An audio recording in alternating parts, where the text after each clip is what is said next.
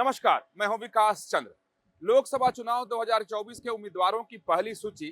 BJP की तरफ से कभी भी जारी की जा सकती है, क्योंकि पार्टी की तरफ से इसके लिए कोई डेट या टाइम अभी तक नहीं बताया गया है। सामान्य तौर पर बीजेपी में परंपरा ये देखी गई है और लगभग 20-21 वर्षों से मैं देख रहा हूं कि जब भी केंद्रीय चुनाव समिति की बैठक हो जाती है तो उसके बाद बीजेपी उम्मीदवारों के नाम का ऐलान कर देती है, क्योंकि बीजेपी में उम्मीदवारों के नाम पर अंतिम फैसला लेने का अधिकार केंद्रीय चुनाव समिति के पास ही है। और केंद्रीय चुनाव समिति की मैराथन बैठक बीजेपी में हुई 2 दिन पहले और 3:15 बजे भोर तक प्रधानमंत्री नरेंद्र मोदी के उम्मीदवारों के नाम पर पूरी टीम के साथ विचार करते रहे। और बीजेपी में जब केंद्रीय चुनाव समिति की बैठक होती है उसके पहले राज्यों के कोर ग्रुप की बैठक हो जाती है, फिर बीजेपी के राष्ट्रीय कोर ग्रुप की बैठक होती है, फिर राज्य और राष्ट्रीय कोर ग्रुप की एक साथ बैठक होती है। उसमें जो नाम छांटे जाते हैं वही केंद्रीय चुनाव समिति के पास जाता है और फिर इसको तय कर दिया जाता है और तय होने के बाद ऐलान हो जाता है। लेकिन हैरानी इस बात की हो रही है और राजनीतिक तौर पर चर्चा इसको लेकर बहुत तेज है और कई तरह की अटकलें लगाई जा रही हैं कि आखिर वजह क्या है कि केंद्रीय चुनाव समिति की बैठक के बाद उम्मीदवारों के नाम तय होने के बावजूद अभी तक बीजेपी ने उनका ऐलान नहीं किया है। जो पार्टी के सूत्र बता रहे हैं, जो बैठक हो रही थी या बैठक जब समाप्त हुई तो जो जानकारी आई कि लगभग 155 नामों की फहरिस्त यानी सूची बीजेपी तैयार कर चुकी है और उसमें कई बड़े नाम भी शामिल हैं, जैसे प्रधानमंत्री नरेंद्र मोदी, गृह मंत्री अमित शाह, राजनाथ सिंह, ऐसे तमाम बड़े नाम हैं। बड़े केंद्रीय मंत्रियों के नाम भी उसमें हैं। साथ ही उन सीटों पर उम्मीदवारों के उतारने का फैसला किया गया जो जिन सीटों पर बीजेपी 2019 में चुनाव हार गई थी और जिन सीटों पर बीजेपी 2014 में भी चुनाव हार गई थी। श्रेणी के हिसाब से सीटों को बीजेपी बांट रखी है, तो सी और डी श्रेणी की सीटों की घोषणा बीजेपी कर सकती है, लेकिन अभी तक घोषणा बीजेपी की तरफ से नहीं की गई है। तो इसको लेकर के कई तरह की राजनीतिक चर्चा भी तेज हो चली है। हालांकि पार्टी के जो सूत्र हैं वो उनका ये कहना है कि कई वजह हैं जिसकी वजह से अभी केंद्रीय चुनाव समिति की बैठक के बाद भी होल्ड कर दिया गया, यानी लिस्ट को जारी नहीं किया गया। पहली जो बात सामने आ रही है वो है कि जो जिन दलों के साथ बीजेपी का गठबंधन है, यानी जो एनडीए के घटक दल हैं, उन घटक दलों के साथ कुछ राज्यों में समस्या आ गई है, सीटों के बंटवारे को लेकर के, सीटों की संख्या को लेकर के। जैसे उत्तर प्रदेश, बिहार, महाराष्ट्र, कर्नाटक, तमिलनाडु के कुछ राज्य, माने कुछ जगह सीट ऐसे हैं जिसको लेकर के पार्टी ने पहले अपनी स्थिति साफ कर दी थी कि वो बीजेपी के अपने सहयोगी दलों के लिए कितना कितना सीट किन किन राज्यों में छोड़ेगी। लेकिन कुछ समस्या आ गई है और ये वजह बताई जा रही है कि उसकी वजह से रोक दिया गया है, होल्ड कर दिया गया है कि जब तक उसको ठीक न कर लिया जाए, यानी फिर से गठबंधन के जो दल हैं, जो सहयोगी दल हैं, उनके साथ बिल्कुल बात न बन जाए तब तक ऐलान न किया जाए। एक ये वजह मानी जा रही है। दूसरी वजह जो एक बहुत ही इंटरेस्टिंग है कि बहुत सारे केंद्रीय मंत्रियों के नाम भी इस बार कट रहे हैं, यानी उनको टिकट नहीं मिल रहा है, यानी इस बार वो उम्मीदवार नहीं बनाए जाएंगे। उसमें उत्तर प्रदेश और बिहार के कई सारे मंत्री हैं और 3 तारीख को, यानी आने वाले 3 तारीख को मोदी सरकार के इस 5 साल के कार्यकाल का अंतिम मंत्रिपरिषद की बैठक होने वाली है।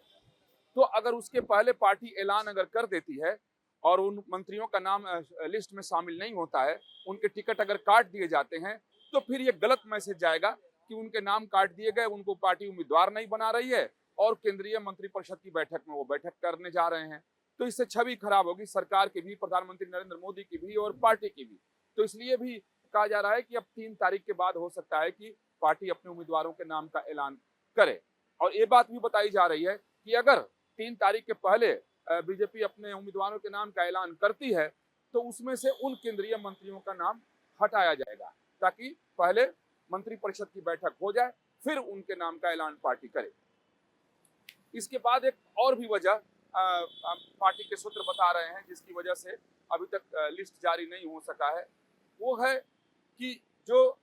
दल हैं उनके साथ जो बातचीत का दौर चल रहा है,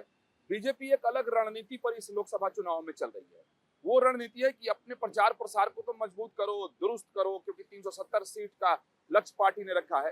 तो बजाबता पार्टी दूसरे दलों में सेंध लगाने के लिए भी एक रणनीति बनाकर काम कर रही है और केंद्र से लेकर के राज्य और जिले तक ज्वाइनिंग कमेटी पार्टी ने बना दी है। कि दूसरे दल के नेताओं को, उनके वरिष्ठ कार्यकर्ताओं को, अच्छे छवि के जो उनके कार्यकर्ता हैं, नेता हैं, उनको बीजेपी के साथ जोड़ो, उनको बीजेपी ज्वाइन कराओ। अगर वो बीजेपी ज्वाइन नहीं करते हैं तो उसके लिए भी रणनीति अलग है। तो अब जानकारी आ रही है, हालांकि बीजेपी में लगातार कांग्रेस से और दूसरे दलों के लोग अपना पार्टी छोड़ करके बीजेपी ज्वाइन कर रहे हैं, लगातार वो सिलसिला जारी है। बीजेपी में राज्यों में भी ज्वाइनिंग हो रही है, बीजेपी के केंद्रीय कार्यालय में भी ज्वाइनिंग हो रही है। तो अब ये भी बताया जा रहा है कि कुछ महत्वपूर्ण जो दल हैं, क्षेत्रीय दल हैं खास तौर पर, और कांग्रेस के भी कुछ नेताओं को बीजेपी ज्वाइन करना है। अब खास तौर पर जो हिमाचल प्रदेश में राजनीतिक संकट देखने को मिल रहा है, कांग्रेस पार्टी जिस तरीके से वहां अपनी सरकार बचाने में जुटी हुई है और कांग्रेस के तमाम विधायक और बड़े नेता वहां बागी तेवर अख्तियार किए हुए हैं और इस बात की अटकलें लेते जाएं कि हिमाचल प्रदेश के बहुत सारे नेता बीजेपी ज्वाइन कर सकते हैं, तो शायद ये एक बड़ी वजह ये भी मानी जा रही है कि कुछ लोगों को ज्वाइन करना, अगर वो पार्टी ज्वाइन कर लेते हैं यानी बीजेपी में आ जाते हैं, तो कहीं ना कहीं पार्टी को फिर उन्हें सेट करना पड़ेगा, यानी उन्हें एडजस्ट करना पड़ेगा। तो उस उनको एडजस्ट कैसे किया जाएगा, अगर लिस्ट जारी हो जाएगी फिर जिसका नाम होगा उसको तो हटाया नहीं जा सकता। तो उस एडजस्टमेंट के लिए, यानी उस व्यवस्था के लिए भी शायद इस टिकट के ऐलान को पार्टी ने होल्ड करके रखा है। तो ये मोटे मोटे तौर पर आप कह सकते हैं कि 3 बड़ी वजह दिखाई दे रही है कि एक, केंद्रीय चुनाव समिति की बैठक के बावजूद, चूंकि मंत्रिपरिषद की बैठक होने वाली है, मंत्रियों के टिकट कटने वाले हैं, तो वो बैठक हो जाए तब ऐलान करो। दूसरे, जो गठबंधन दल के साथ जो समस्या वाली बात है, ये ज्यादा गंभीर नजर आ रही है, क्योंकि जब केंद्रीय चुनाव समिति की बैठक हुई थी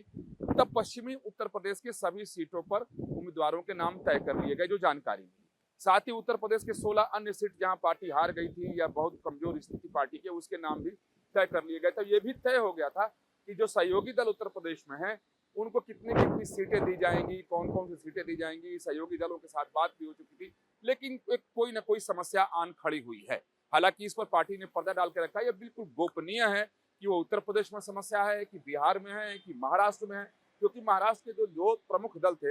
एनसीपी और शिवसेना, उसको तो बीजेपी तोड़ चुकी है, लेकिन सीटों के समझौते में मामला फंस सकता है, लाजमी है, सामान्य सी बात है, क्योंकि सभी दलों की कोशिश होती है, क्षेत्रीय जो दल होते हैं, छोटे दल होते हैं, कि ज्यादा से ज्यादा सीट लो, और बीजेपी की कोशिश होती है कि कम से कम सीट दो उनको और उनको अपने साथ रखो। तो महाराष्ट्र में भी समस्या हो सकती है, कर्नाटक में भी समस्या हो सकती है जेडीएस के साथ, क्योंकि जेडीएस के साथ हालांकि इनकी बात बन चुकी है, जो जानकारी आई थी कि जेडीएस के साथ सीटों के शेयरिंग को लेकर के व्यवस्था बन चुकी है, और तमिलनाडु में भी समस्या आ सकती है। तो हालांकि जैसा मैंने पहले कहा कि इन बातों को पार्टी ने गोपनीय रखा है, लेकिन राजनीतिक गलियारे में इस बात को लेकर चर्चा तेज है कि आखिर सीईसी की जब बैठक हो गई तो फिर सीटों का ऐलान बीजेपी क्यों नहीं कर रही है। जब पार्टी के नेताओं से बात करने की कोशिश की जा रही है तो उनकी तरफ से इन बातों पर तो चर्चा नहीं हो रही है,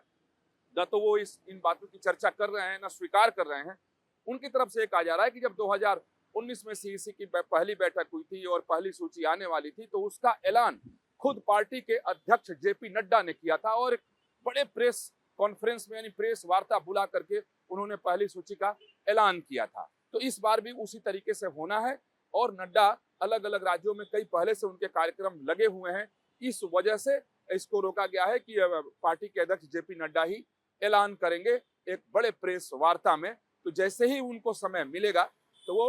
पार्टी के मुख्यालय में, जो बीजेपी का केंद्रीय कार्यालय है, वहां एक बड़े स्तर पर प्रेस वार्ता को बुलाएंगे और पहली सूची को जारी करेंगे। इसके पीछे ये भी बताया जा रहा है कि चूंकि प्रधानमंत्री नरेंद्र मोदी, गृह मंत्री अमित शाह, रक्षा मंत्री राजनाथ सिंह सहित कई केंद्रीय मंत्रियों के उसमें नाम होने वाले हैं, तो इसलिए पार्टी अध्यक्ष ही उसकी घोषणा करें। और चूंकि वो पहली सूची होगी 2024 के लोकसभा चुनाव के लिए, इस वजह से श्री गणेश अच्छा हो, यानी पार्टी के अध्यक्ष ही उसकी घोषणा करें। साथ ही कुछ लोग ये भी कह रहे हैं कि शायद शुभ मुहूर्त का कोई इंतजार है। हालांकि कई नेताओं से मैंने व्यक्तिगत तौर पर बात करने की कोशिश की तो शुभ मुहूर्त वाली जो बात है उस पर बहुत ज्यादा गंभीरता लोगों ने नहीं दिखाई, लेकिन एक बात तय है कि बीजेपी कोई भी काम करे उसके लिए मुहूर्त जरूर देखती है और शुभ मुहूर्त का इंतजार बीजेपी जरूर करती है। तो हो सकता है कि शुभ मुहूर्त का भी मामला हो, नड्डा को समय न मिल रहा हो, यह भी मामला हो। लेकिन आश्चर्य की बात है कि जब प्रधानमंत्री नरेंद्र मोदी के नाम का ऐलान करना हो, वैसी स्थिति में पार्टी के अध्यक्ष को भला समय क्यों न मिले। तो यही वजह है कि कई तरह की बातें सामने आ रही हैं और राजनीतिक गलियारे में कई तरह की चर्चा हो रही है कि आखिर बीजेपी सीटों की घोषणा क्यों नहीं कर रही है। वीडियो जर्नलिस्ट अतुल राज के साथ विकास चंद्र, न्यूज नेशन, दिल्ली।